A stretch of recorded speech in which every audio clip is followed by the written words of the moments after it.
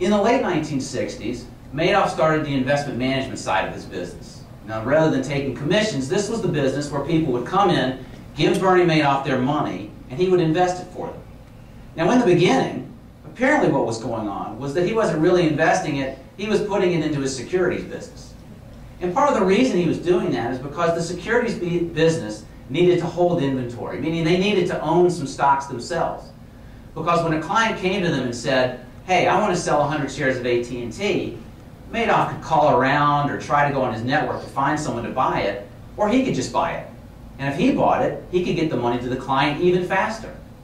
And a lot of brokerage firms do this now. They hold inventory, they hold a lot of stocks so that they can make a small profit and they can make the trade faster for their clients. Excuse me. So the business was doing reasonably well. They were holding these securities and they were making a profit. And so Madoff, while he probably didn't tell his investors exactly where their money was going, was making a profit on his money through the securities business and was able to pass that profit on to his investors. The way he was able to get investors into this business at first was through his father-in-law, Ruth, his wife's father, Saul Alpert, who was an accountant on the East Coast. And Saul Alpert basically got his clients to come in and invest with Bernie Madoff. He was a big believer, and he convinced them to invest with Madoff as well. And Alpert subsequently brought in two men named Frank Avellino and Michael Bennis, and these two men to his accounting firm. And these two men really weren't accountants. They raised money. They found investors for Bernie Madoff. And why did they do that? Because Madoff paid immense fees to anybody who would bring him money. Avellino and Bennis ended up making $10 million a year throughout the 1980s, just not because they were accountants, just by bringing money in. And they didn't ask too many questions about how Bernie made his money. They just brought in money and they got paid. And it was good business for them. In 1992, the SEC came in to Avellino and Bennis and said, you guys aren't accountants, you're money managers. You didn't register with the SEC, you have an illegitimate business. And they shut him down. But at no time did they say, all your money's going to this Madoff guy, maybe we should check him out too. They just shut down the accounting firm. And all those clients actually ended up going with Madoff anyway because their performance had been so good over the years. Another source, another big source for Madoff to get his money in was a firm called Fairfield Greenwich. This was a firm up in Connecticut. And it was actually started by a man who went to Vanderbilt. Walter Noel graduated from Vanderbilt in the early 1950s. Noel was actually the president of the Christian Student Union while he was at Vanderbilt. He was a bright guy, but not a genius, a little bit lazy, but well-connected. His family was well-connected in Connecticut. He graduated and went into the financial business, managed money for people because he had these connections, but not because he was so smart. He married a woman from Brazil who was from a very well-to-do, prominent Brazilian family. They had 5 daughters.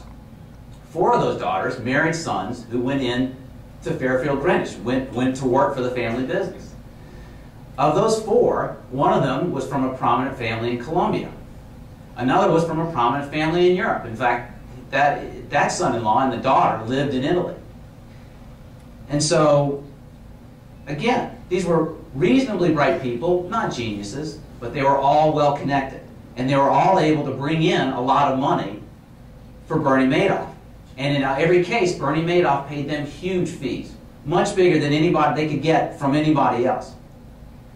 So that's the connection when you think about all these feeders. These were called feeder funds. And the connection is that they all had good connections, and none of them were all that smart. None of these people were really particularly smart. They didn't, either that or they were lazy. They didn't investigate. They didn't say, how are you making your money? They just said, we can bring you money, you just keep paying us fees.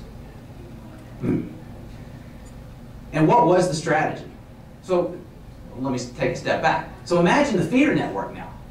He's got his father-in-law bringing him money from Jewish people on the East Coast. He's got Walter Noel bringing him money from non-Jewish people on the East Coast. He's got Carl Shapiro, who moved down to Florida, bringing him money. In fact, Carl Shapiro sponsored Bernie Madoff when Madoff moved to Florida, when he bought a house down in Palm Beach. He joined the Palm Beach Country Club, which was a Jewish country club, because Carl Shapiro sponsored it. So he had Carl Shapiro bringing him money in Florida. He had one son-in-law bringing him money in Latin America. He had another son-in-law bringing him money out of Europe.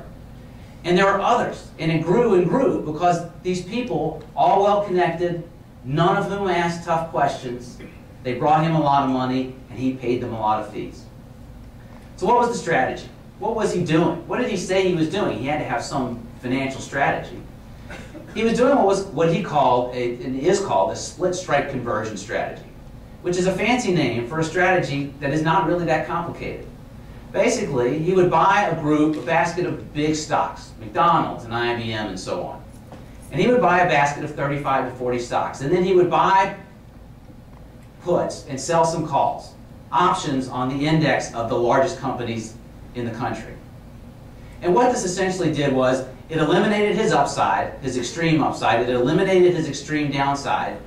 And so his performance would be based on how the market did in a narrow band and how well he picked stocks. That's how his performance would be based. Again, it's not a particularly sophisticated strategy for someone who knows options, is an expert in options. And why were people investing with him? Well, for one thing, the returns were very good. The returns were 10, 12, 14% year after year after year. There were no down years. And so people really liked that, especially people who were conservative and didn't want to invest a lot, didn't want to take big risks. Here was something that was slow and steady, and that's exactly what they wanted, and Madoff knew that, and that's exactly what he was pitching. As he put it, we're not trying to hit home runs, we're just trying to hit singles and doubles. Another thing about Madoff is that he had a paternalistic air to him. He was Uncle Bernie. He was the guy who would put his arm around you and say, I'm so glad you're with me, you're in good hands with me, you have nothing to worry about. And that was his approach, and people felt very comforted by that.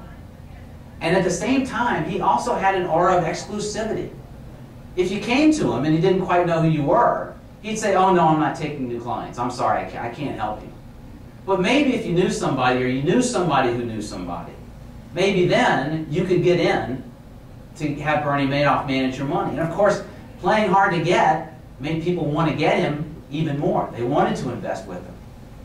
But the great thing to Madoff about this was that if he were managing your money, he was doing you a favor. He let you in because you knew somebody that he's been friends with forever. He let you in. He's doing you a favor. Someone does you a favor like that, you don't ask, how are you managing your money? You don't ask them tough questions. You just say, thanks, I really appreciate it, and you stay quiet. And then finally, there was this idea of affinity. Those folks in the Palm Beach Country Club, and a third of the members of the Palm Beach Country Club invested with Madoff. And why? And it was about $1 billion that they had in total. Why? Because they knew Carl Shapiro. They had known him for years. And they knew that he had been working with Bernie Madoff for years. And they met Bernie Madoff, and he became one of them. He's a nice Jewish man from New York. He's known Carl Shapiro forever. He's one of us. And even if you didn't know Bernie Madoff was managing your money, maybe you're a family down in Latin America. You don't know who Madoff is, but you know Walter Noel's son-in-law. And maybe you know his family, or maybe your cousin knows his family. He's one of us. And that's the way people, all these feeder funds were able to raise money. By getting people to say, he's one of us, and to trust them without having to ask the tough questions.